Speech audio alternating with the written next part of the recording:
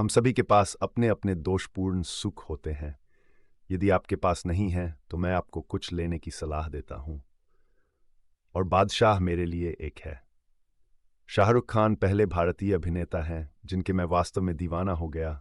और हालांकि मैंने यहाँ उनकी किसी भी फिल्म के बारे में शायद ही लिखा हो, ऐसा इसलिए नहीं है क्योंकि मैंने उनकी सभी फिल्में नहीं देखी हैं। मैंने ये फिल्म अपने प्यार के बहुत पहले देखी थी, और जो बात मेरे दिमाग में अटकी रही वह ये थी कि हालांकि यह मुझे बहुत बेवकूफ़ाना लगी, लेकिन यह बेहद मज़ेदार भी थी। इसमें एक हास्यास्पद आंख प्रत्यारोपण वाला साइड प्लॉट था जो मुझे उस समय हास्यास्पद लगा था, जो अब मुझे पता है इस बार देखने पर मुश्किल से ही समझ में आया। इसमें काफ़ी दर्दनाक हैमिंग और मूर्खतापूर्ण तमाशा है। हाँ, एक जगह कोई केले के छिलके पर फिसल भी जाता है, जिसने मुझे किसी भी चीज़ से ज़्यादा हैरान कर दिया। क्या किसी को ये वाकई मज़ेदार लगता है? हालांकि अब मुझे एहसास हुआ है कि इसकी जड़ें बहुत समृद्ध, हालांकि ज़्यादातर मुझे पसंद नहीं, सीएसपी परंपरा में है। यह आश्चर्यजनक है कि हिंदी सिनेमा के प्रति मात्र 8 वर्षों का समर्पण किसी व्यक्ति को क्या सिखा सकता है। मुझे तब यह भी नहीं पता था कि कलाकारों में कितने शानदार पुराने कलाकार हैं। राखी, विजू खोटे, सुधीर, शशिकला, प्रेम चोपड़ा और भी बहुत कुछ। मैंने पिछले हफ्ते अपनी बहन के साथ इसे फिर से देखा और हम दोनों अभी भी सहमत हैं। ये एक योगी दोषपूर्ण आनंद है। यहाँ तक कि जॉनी लीवर भी मुझे ज़्यादा परेशान नहीं करते, या ट्विंकल खन्ना भी नहीं, जिनके शानदार वंश के बारे में भी मैं पहले कुछ बार अनजान था।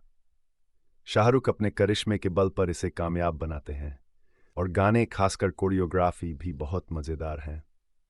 साथ ही 70 के दशक की मसाला सिनेमा की कई विंक विंक नज नज झलकियां हैं, और ये कभी भी बुरी बात नहीं है।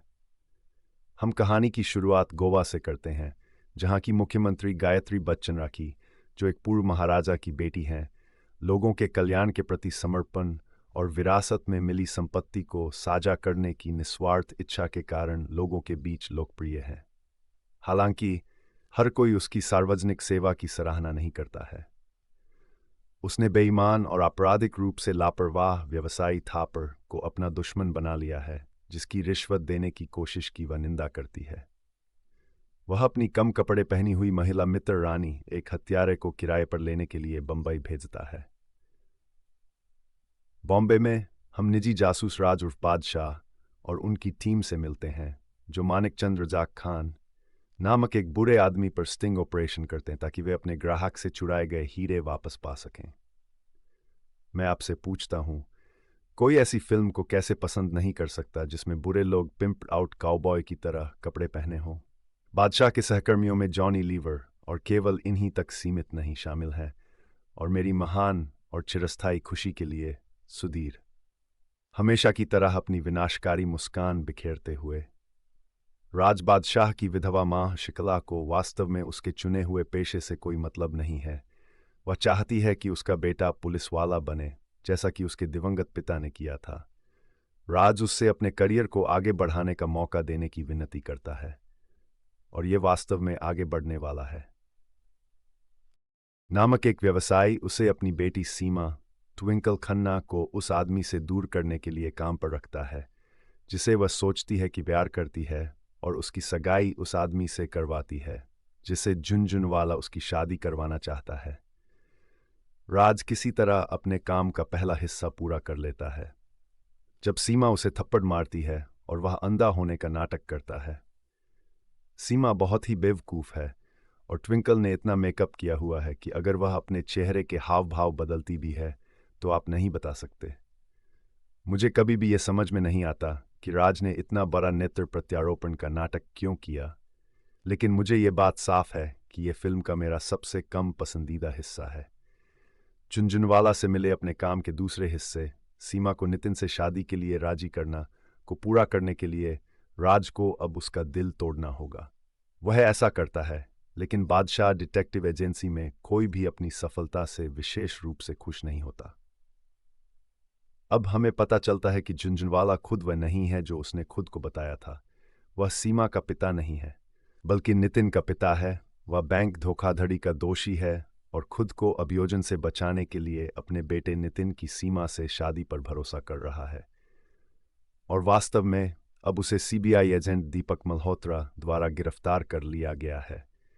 इसी समय गायत्री देवी की हत्या के लिए थापर की गुड़गे रानी ने जिस हत्यारे को सुपारी दी थी वह एक कार दुर्घटना में मारा जाता है और सीबीआई उसके द्वारा छोड़े गए सबूतों से यह पता लगा लेती है कि उसे गायत्री देवी की हत्या के लिए सुपारी दी गई थी।